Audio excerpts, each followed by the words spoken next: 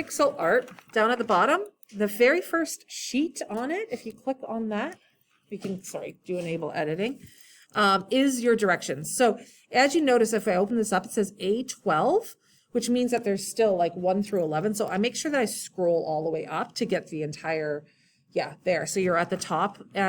So this first part tells you what you're supposed to be learning: cell shading, bordering, painting, merging cells.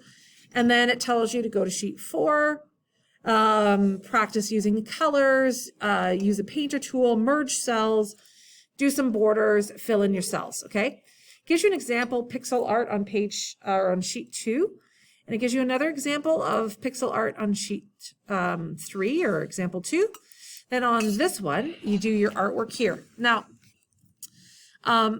so a couple things. So here I've got this selected, so I'm now in F9. If I want to select the whole sheet, because I decided that I want to make this like a grid instead of like rectangles, if I click here, I have now selected my entire sheet. And I can go, if I go over to the side here, my my white cross, when I go in here, can become a straight bar with an up-down arrow. If I hold it in between number 2 and number 3, and then I can hold down on my right or my left mouse and just scroll down, and it'll actually fix or change my size. And as soon as I release, it actually changes all the sizes. So go up here, select all of them, go over here between 4 and 5. It doesn't matter where, but between 4 and 5, see how that changes? Hold down on your left key, and now just pull it down a little bit. Go down as far as you, and then release, and it adjusts everything down.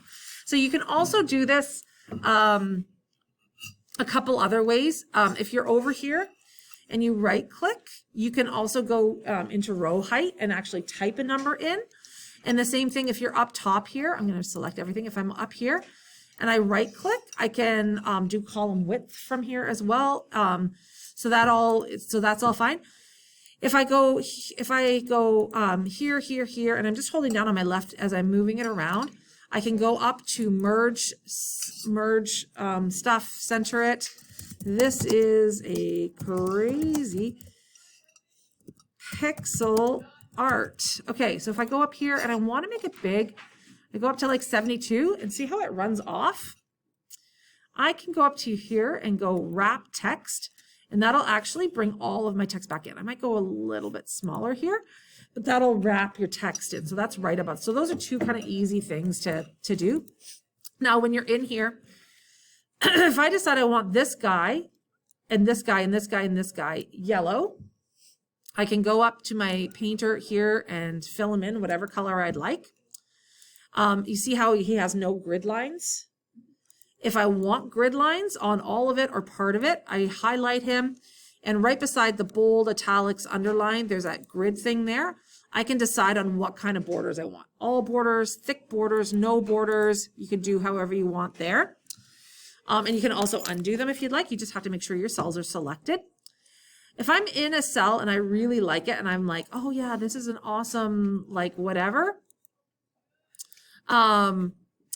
Oh, you can go into like more colors. You can go into custom if you'd like.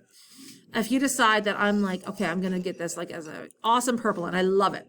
There's this little button up here called Format Painter. And if you double click on it,